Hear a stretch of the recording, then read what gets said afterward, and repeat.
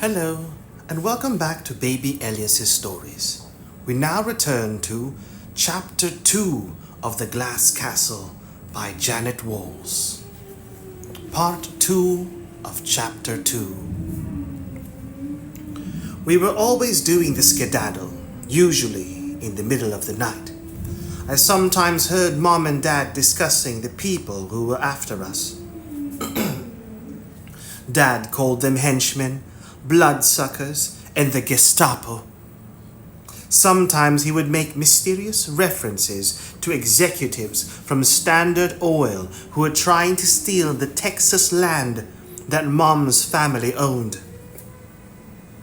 And FBI agents who were after Dad for some dark episode that he never told us about because he didn't want to put us in danger too.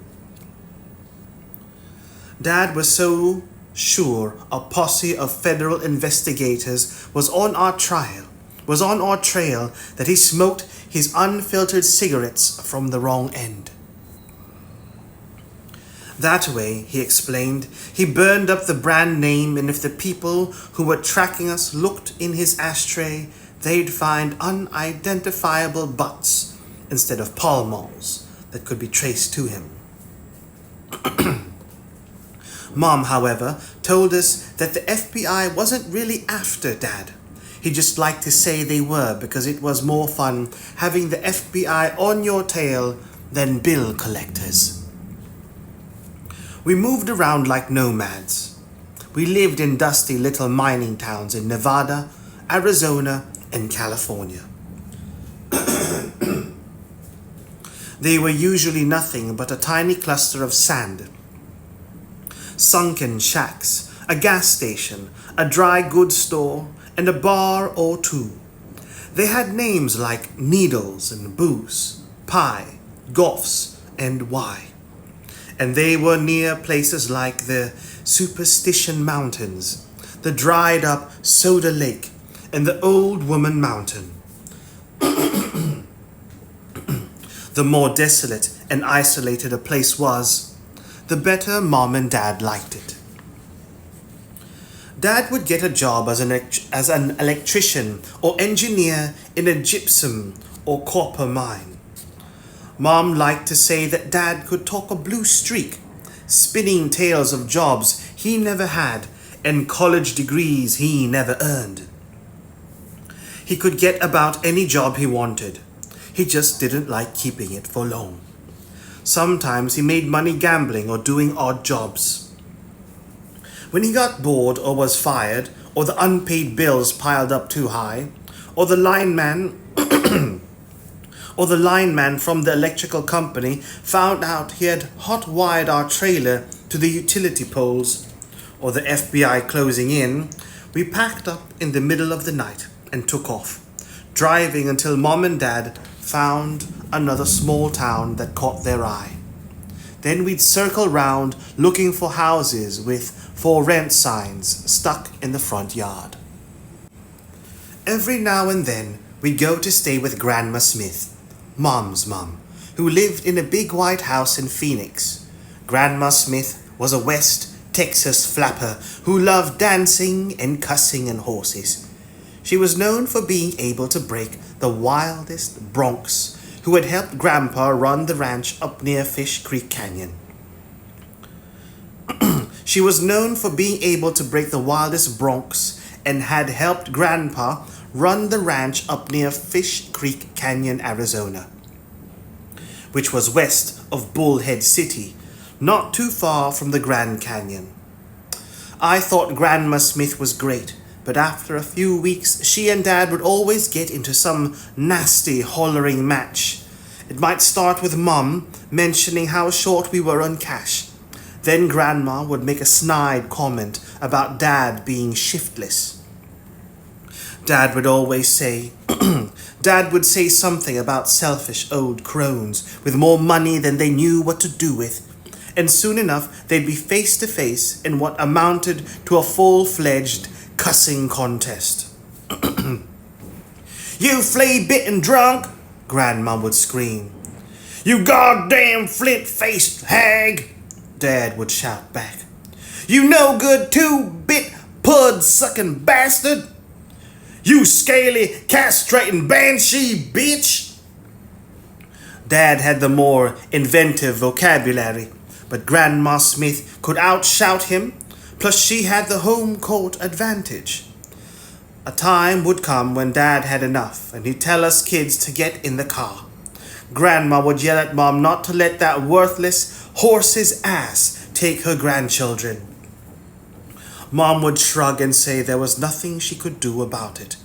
He was her husband.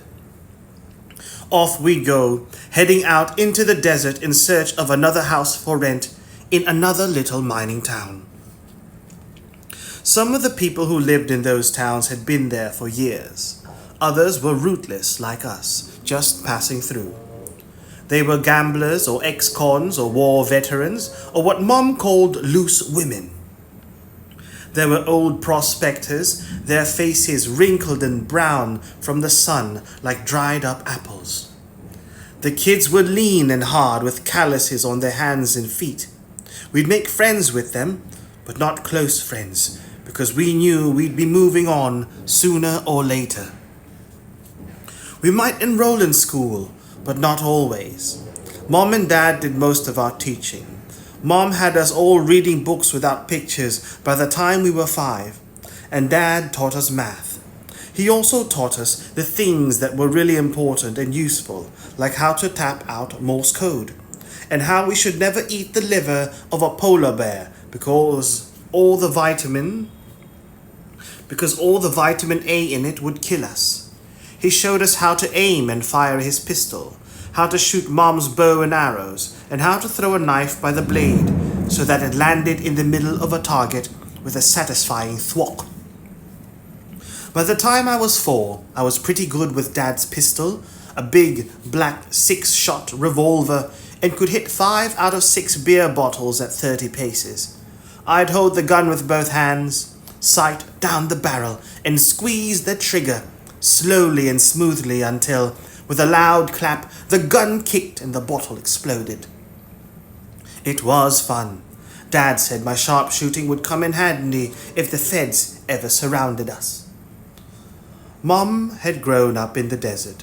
She loved the dry, crackling heat, the way the sky at sunset looked like a sheet of fire, and the overwhelming emptiness and severity of all that open land that had once been a huge ocean bed. Most people had trouble surviving in the desert, but Mom thrived there. She knew how to get by on next to nothing. She showed us which plants were edible and which were toxic.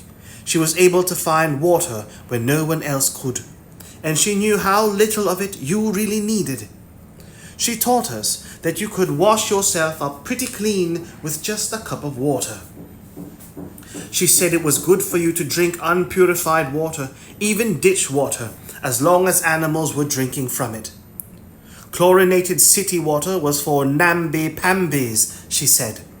Water from the wild helped build up your antibodies. She also thought toothpaste was for namby-pambies. At bedtime, we'd shake a little baking soda into the palm of one hand, mix in a dash of hydrogen peroxide, then use our fingers to clean our teeth with the fizzing paste. I loved the desert too. When the sun was in the sky, the sand would be so hot that it would burn your feet if you were the kind of kid who wore shoes. But since we always went barefoot, our soles were as tough and thick as cowhide. We'd catch scorpions and snakes and horny toads. We'd search for gold, and when we couldn't find it, we collected other valuable rocks like turquoise and garnets. There'd be a cool spell come sundown when the mosquitoes would fly in so thick that the air would grow dark with them. Then at nightfall, it turned so cold that we usually needed blankets. There were fierce sandstorms. Sometimes they hit without warning, and other times you knew one was coming when you saw batches of dust devils swirling and dancing their way across the desert. Once the wind started whipping up the sand, you could only see a foot in front. You could only see a foot in front of your face. If you couldn't find a house or car or a shed to hide in when the sandstorm started, you had to squat down and close your eyes and mouth real tight and cover your ears and bury your face in your lap until it passed. Or else your body cavities would fill with sand. A big tumbleweed might hit you, but they were light and bouncy and didn't hurt. If the sandstorm was really strong, it knocked you over, and you rolled around like you were a tumbleweed. When the rains finally came, the skies darkened and the air became heavy. Raindrops the size of marbles came pelting out of the sky. Some parents worried that their kids might get hit by lightning, but Mom and Dad never did. They let us go out and play in the warm, driving water. We splashed and sang and danced. Great bolts of lightning cracked from the low-hanging clouds, and thunder shook the ground. We gasped over the most spectacular bolts, as if we were all watching a fireworks show. After the storm, Dad took us to the arroyos, and we watched the flash floods come roaring through. The next day, the saguaros and prickly pears were fat from drinking so much as they could, because they knew it might be a long, long time until the next rain. We were sort of like the cactus. We ate irregularly, and when we did, we'd gorge ourselves. Once, when we were living in Nevada, a train full of cantaloupes heading east jumped the track. I had never eaten a cantaloupe before, but Dad brought home crates and crates of them. We had fresh cantaloupe, stewed cantaloupe, even fried cantaloupe. One time in California, the grape pickers went on strike. The vineyard owners let people come pick their own grapes for $0.05 a pound. We drove about 100 miles to the vineyards, where the grapes were so ripe they were about to burst on the vine in bunches bigger than my head. We filled our entire car full of green grapes, the trunk, even the glove compartment, and Dad piled stacks in our laps so high we could barely see over the top. For weeks afterward, we ate green grapes for breakfast, lunch, and dinner. All this running around and moving was temporary, Dad explained. He had a plan. He was going to find gold. Everybody said Dad was a genius. He could build or fix anything. One time, when the neighbor's TV set broke, Dad opened the back and used the macaroni noodle to insulate some crossed wires. The neighbor couldn't get over it. He went around telling everyone in town that Dad sure knew how to use his noodle. Dad was an expert in math and physics and electricity. He read books on calculus and logarithmic algebra and loved what he called the poetry and symmetry of math. He told us about the magic qualities every number has and how numbers unlock the secrets of the universe. But Dad's main interest was energy, thermal energy, nuclear energy, solar energy, electrical energy, and energy from the wind. He said there were so many untapped sources of energy in the world that it was ridiculous to be burning all that fossil fuel. Dad was always inventing things too. One of his most important inventions was a complicated contraption he called the prospector. It was going to help us find gold. The prospector had a big flat surface about 4 feet high and 6 feet wide, and it rose up in the air at an angle. The surface was covered with horizontal strips of wood separated by gaps. The prospector would scoop up dirt and rocks and sift them through the maze of wooden strips. It could figure out whether a rock was gold by the weight. It would throw out the worthless stuff and deposit the gold nuggets in a pile. So whenever we needed groceries, we could go out back and grab ourselves a nugget. At least that was what it would be able to do once Dad finished building it. Dad let Brian and me help him work on the prospector. We'd go out behind the house, and I'd hold the nails while Dad hit them. Sometimes he let me start the nails, and then he'd drive them in with one hard blow from the hammer. The air would be filled with sawdust and the smell of freshly cut wood, and the sound of hammering and whistling, because Dad always whistled while he worked. In my mind, Dad was perfect, although he did have what Mom called a little bit of a drinking situation. There was what Mom called Dad's beer phase. We could all handle that.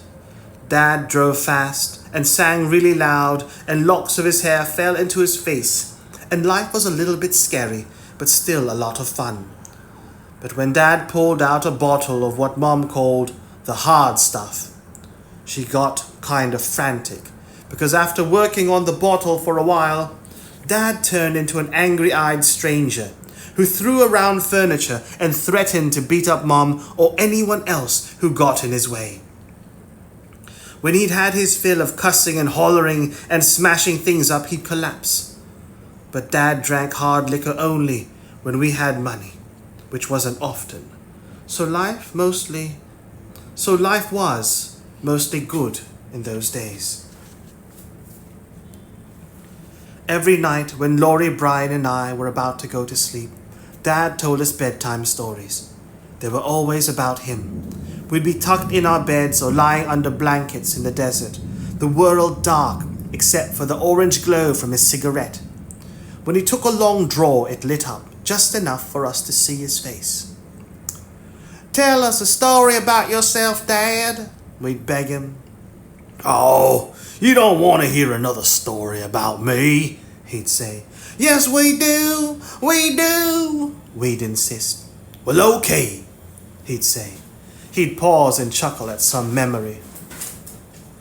"There's many a damned foolhardy thing that your old man has done, but this one was harebrained even for a crazy son of a bitch like Rex Walls."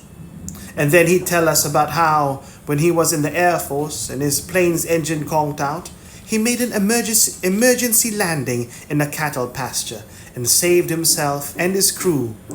Or about the time he wrestled a pack of wild dogs that had surrounded a lame Mustang. Then there was the time he fixed a broken sluice gate on the Hoover Dam and saved the lives of thousands of people who would have been drowned if the dam had burst. There was also the time he went AWOL in the Air Force to get some beer, and while he was at the bar, he caught a lunatic who was planning to blow up the airbase, which went to show that occasionally it paid to break the rules. Dad was a dramatic storyteller. He always started out slow with lots of pauses. "Go on, what happened next?" we'd ask, even if we'd already heard that story before. Mom giggled or rolled her eyes when Dad told his stories, and he glared at her. If someone interrupted his storytelling, he got mad, and we had to beg him to continue and promise that no one would interrupt again. Dad always fought harder, flew faster, and gambled smarter than everyone else in his stories. Along the way, he rescued women and children, and even men who weren't as strong and clever. Dad taught us the secrets of his heroics. He showed us how to straddle a wild dog and break his neck, and where to hit a man in the throat so you could kill him with one powerful jab.